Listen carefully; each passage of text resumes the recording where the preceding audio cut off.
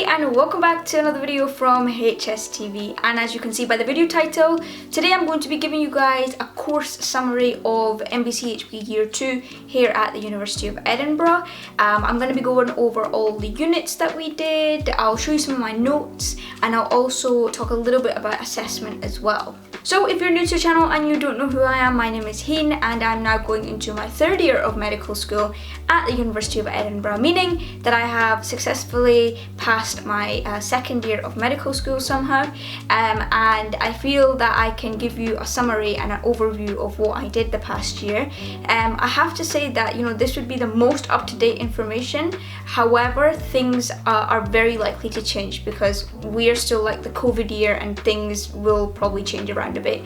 So yeah, I'll give you guys what we've done, but don't take my word for it, and things might be different for future years. So yeah, I hope that you know, wherever you're watching my channel from, you can compare your course with my course, and if you guys have any questions or anything at all, leave them down in the comments. I'll be happy to answer them.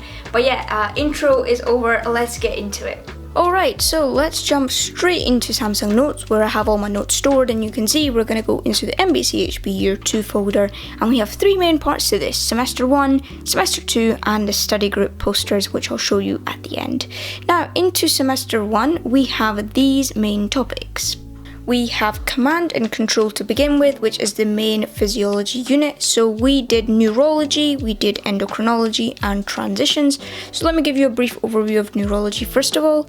So we did everything from the basics of like your cells, signaling, and really like, you know, getting down to the nitty-gritty of what the nervous system is and the cellular components of that. How does chemical and electrical, now I'm writing things, how does chemical and electrical signaling work in the nervous system, all that kind of stuff, which is important obviously for you to progress into further neurology. So we have things like cerebrospinal fluid, what's the functions of it, clinical features, all that stuff. And then we did a lot of stuff on cognition and intelligence and personality and the clinical approaches to that, what sort of systems are used and what's the thinking behind it, different models, and even philosophy as well.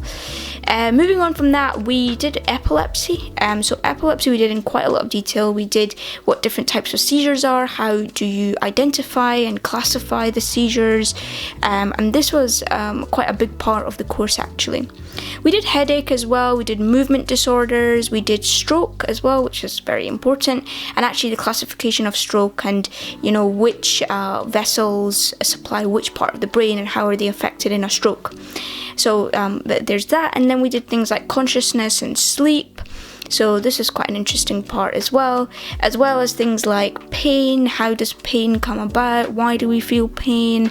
All that stuff. And then also we did dementia as well, looking at, you know, the different types of dementia, and the epidemiology, and, you know, just looking at it as a condition and cures, treatments, etc. So yeah, we did quite a lot of stuff in neurology. Alright, let's hop into endocrinology. I must say this was one of the areas that I find quite hard. I still find it hard, but yeah, we did a lot of stuff on like homeostatic feedback, really looking at hormones, looking at target glands, hormone relief and the feedback loops associated with that. So starting all the way in the hypothalamus and then looking at the pituitary gland, and then how it affects all the target tissues. So yeah, quite a bit of information on that, a little bit tricky to get your head around at first, I must say. Oh, we've moved back too much. And then yeah, we did stuff on thyroid, like hyperthyroidism, looking at you know, the underlying pathophysiology in that, as well as diagnosis and treatments and how it presents, and, you know, the different types as well. And then yeah, hypothyroidism as well. We then did a lot of stuff on like mineralocorticoids, glucocorticoids. We were looking at the adrenal gland, what's released from where, what happens. Quite a lot of confusing stuff, I must say. And then we looked at like all of this like gonadal hormones and looking at how they're released and, you know, what happens with them. And then we looked at reproduction, the male reproductive system and the female reproduction system, and then looking at disorders as well and, you know, what can go wrong. So yeah, it's quite a lot of stuff, I would say. Okay, and then moving to the last part of semester 1 is transitions. So this is all like a new course, and previously they used to teach like neurology, endocrinology and transitions separately, but actually there's a big link between these three. So yeah, transitions is all about aging, it's all about the growing skeleton and the changes that come about in different parts of our life. And then actually we did quite a lot of stuff on looking at gender, that's a big thing now. You can see, in the news and stuff as well, and for doctors that's a big thing when it comes to health. So yeah, we're looking at different health systems and how to support like trans people as well. So a lot of stuff on kind of tailored services and all that, which is very, very important. And then actually we did a ton of stuff on menopause and and like how you sort of deal with that and what kind of advice you can offer, and HRT and all that kind of stuff. So yeah, there's this is all quite new stuff, but equally very important stuff as well. Okay, so also in semester 1 we did anatomy. So again, the anatomy is based off of what you're doing in the physiology. So there was a lot of neuroanatomy, the dreaded cranial nerves was a part of this. Before cranial nerves though, we did a lot of basics as well. We did like your basic neuroanatomy, looking at all the different parts of the brain, how to identify that, and what each one does, like what each part does, the functions. And we did sensory systems, looking at your dorsal column pathways, spinocerebellar and spinothalamic, all of them, and also the motor systems as well. And then we did like the spinal cord and autonomic nervous system. So all that was included as part of anatomy. And in the endocrinology anatomy, we did, really going through all the parts of endocrinology. So hypothalamus, pituitary, thyroid, parathyroid, pancreas, as well as, what do we have left here? Yeah, as well as all of your kidneys, your adrenal glands, and then your reproductive organs as well. So really looking at the location of all of them, and then histology, functions, identifying them, and all that stuff. So yeah, anatomy is just sort of tied in with the physiology that we do.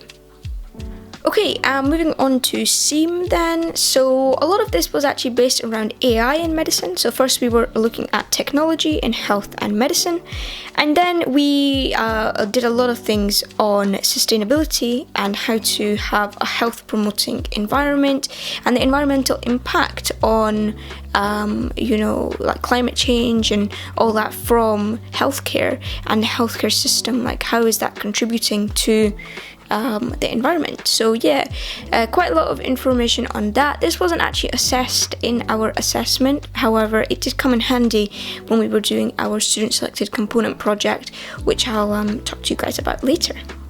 Alright, moving on to REBM. Okay, this was, I could talk a lot about this, okay, but the first semester was very complicated, and actually later on the university decided to scrap it from the assessment because it just was really beyond my understanding. So we did like a ton of stuff on p-value fallacy. It was just a ton of statistical information that just didn't make sense to me, to be honest. So yeah, we did like a ton of stuff on like two-tailed tests, different types of research, and then p-value, looking at different hypothesis testing, like Mann-Whitney U-test. This is all very complicated stuff, so don't worry if you don't get it. I hope that they'll kind of remove it or make it easier for next year anyway. But yeah, we did like a lot of stuff on like RStudio as well, and yeah, it was just a bit complicated. We did like stuff on RStudio as well as SPSS, looking at different softwares to analyze data collection. And yeah, although it's like important for real life situations, I just think it was a bit beyond, for what medical students need to know. Okay, and the last part was KCP, which is knowledge to clinical practice, and I don't really have many notes in here, to be honest, but this was all about history taking and examination, and this was done in person in GP practices. So I don't don't have many notes for this on here, but really, as you can see, that's just like the layout that I use for history taking. Now, along with all of the units that I've just shown you, we also had PBL twice a week. Now, a very short summary of what PBL is. It's problem-based learning. We get given like a case to read, and in our groups of like 8 to 10 people, we discuss it, we come up with questions, and then second section of the week, we go back and answer the questions that we made up and discuss our research. So that's what PBL is, and that happened every week, twice a week, 2 sessions in a week, and we had that going on. As well as that, we also had SSC. Now, SSC stands for Student Selected Component, which is basically a big research project that you do in a group, and that runs throughout the whole year. So this year they had a focus on AI and kind of looking at the environment in medicine, looking at the future of medicine, that sort of thing. And we did a project on hospital at home services in Scotland, and yeah, that ran throughout the whole year. So I'll talk a little bit more about that after as well, but really at the end of semester 1 we just had to submit a literature review, and that was about it. So the main report that had to be submitted and the presentation, that all comes at the end of semester 2. The only other assessment at the end of semester 1 that we had was a knowledge exam based on the stuff that we learned in semester 1. Okay, moving into semester 2 then, we have got renal and neurology, anatomy comes back, and also nutrition and digestion. Okay, let's go into renal and neurology. A lot of stuff we covered here. So we first started on the basics, as we do. So we started on like filtration, really what are the kidneys, what do they do, and this was quite nice because this lecture used a lot of like analogies, and I just like the way of teaching that they did it. So yeah, hats off to them. So yeah, we did like all the basics. We looked at solute recovery, the consequences of solute recovery, the different parts of the kidney, looking at like proximal tubule, distal tubule, etc, etc. And then we got into the difficult stuff. So first looking at proteinuria, looking at different cases, how they present, because nephrologists, they spend their whole lives trying to understand this stuff, so it was quite tricky for us, especially in the beginning, to understand exactly what's going on. Then moving on from proteinuria, we did like the lower urinary tract. We looked at all the functions of it, looking at histology, what can go wrong, structure and functions, all that stuff, and then actually looking at these graphs as well to see what's normal, what's not normal, how does it present. Then getting more complicated, we looked into hyponatremia, which if you have studied you'll know is incredibly confusing to treat and to diagnose as well. So yeah, we did a lot of stuff on hyponatremia, but also hypernatremia as well, and looking at water homeostasis, looking at different cases, different conditions, how does it present. And then we went on to hypercalcemia. I think you should, get from this that we're really looking at like your sodium, calcium, potassium, chlorine, all the different elements and minerals present that our kidneys have to deal with. And then, looking at conditions like hyperparathyroidism. Then we did some stuff on actually kidney injury. So we did like chronic kidney disease, how does that present, and then we did acute kidney injury as well, again looking at the causes behind that and diagnosing that as well. Then moving on, we did UTIs, urinary tract infections. So yeah, like how do we manage them, how are they diagnosed, and then yeah, just sort of what do you do? How do you recognize it? We also did a few lectures on immunology and transplantation, because obviously kidney transplants are very, very common. This is quite in-depth stuff that, to be honest, wasn't examined, but it's just good for your general knowledge and context. So yeah, I wouldn't worry too much about this. And then lastly, we did the dreaded acid-base balance, which I still don't really get, but yeah, just looking at metabolic and respiratory like compensation, and just looking at how does that all work with the kidneys. So yeah. I guess the next thing I'll show you is the nutrition and digestion, because anatomy just kind of follows on from this. So nutrition and digestion was also a big part. We started off with just an introduction to what is the GI tract, going right from the top to the bottom, and then slowly moving into every single organ, I would say. So we did a lot of stuff on liver, from like your microanatomy, and then moving into, you know, your hepatitis, viral hepatitis, acute and chronic liver failure, causes behind that, you know, what's going on behind all of that. And then we did some things about microorganisms as well, because obviously, you know, that's a big part. Bacteria is a big part of our GI tract, and it's important to understand what different types of pathogens do, and then some examples as well. We then did some metabolism based stuff, which is really, really horrible. I don't think there's like an easy way around it, but we did like we did feeding, fasting and exercise. So we looked at free fatty acids, glucose, ADP, ATP, blah blah blah. You get what I mean, right? So all of this biochemistry based stuff, which is just really annoying and horrendous to understand. Looking at fat metabolism, protein digestion, and then yeah, I won't go into it too much, but yeah, next we have diabetes, very important part of medicine as a whole, I think. But yeah, we looked at diabetes mellitus, so type 2, and we also looked at type 1 as well. Then we looked at the complications of diabetes, which is also very important, looking at microvascular and macrovascular as well. And then we have a lot of stuff on like other disorders of upper GI and lower GI.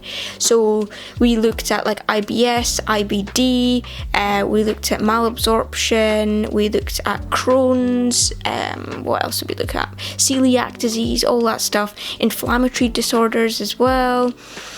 So yeah, just a lot of like, you know, a ton of conditions, really, very important conditions. And then after all that, we did some stuff on iron deficiency anemia, which is also very common and very important. So looking at signs and symptoms, different types of iron, blood tests associated with that. And lastly, we did some stuff on cancer, actually. So bowel cancer is very common, that's a very important part. And then we looked at what is dysplasia, what is neoplasia, etc, etc. And lastly, we did GI medical emergencies, looking at what happens when you have this urgent acute GI bleed and what's the reasons behind that, as well as treatment. Now, the anatomy associated with this was covered as well. So the renal system, we did anterior abdominal wall, looking at all the muscles in the abdomen, but also then later on looking at the inguinal canal and its functions in that as well. So yeah, it's just your classical anatomy. And then yeah, we just did like your gastrointestinal system, identifying where is everything, what is what, how do we identify on cadaverically, but also like on models as well.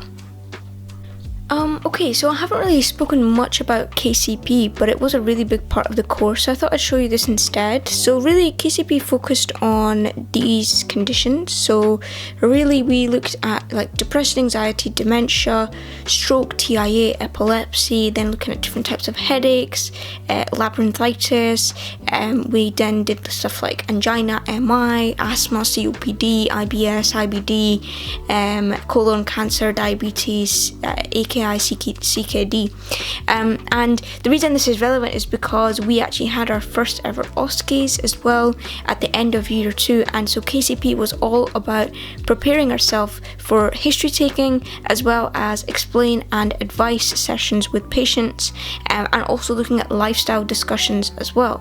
Okay, so the assessment at the end of semester 2 was a lot more hefty, I must say. It was very busy, quite stressful, and probably one of the reasons I wasn't actually posting on YouTube for quite a few weeks as well. However, yeah, it was just a lot of things to get done, and yeah, it's quite stressful. So the first thing that we had to do was to submit a critical appraisal of a paper for the REBM part of the course, for the research and evidence-based medicine part of the course. That was the assessment for that. That also included doing some coding on RStudio, and we had some questions and things to do with that. So that was that. The other part was then to submit the SSC report as well as do the presentation. So that was all assessed as well. It was a 6,000 word report. It was written collaboratively as a group, however it was still a lot of work. And then yeah, we had a presentation to do as well. After that, we had the anatomy spot exam. Now that is a very daunting experience. So it's literally like you go around stations with specimens and you have to identify things from anatomy that you have done. It was year 1 and year 2, but the year 1 part was smaller because they had said that, you know, during COVID and stuff, you guys didn't get proper teaching. So there was year 1 stuff in it, but it was less. So mostly year 2 anatomy.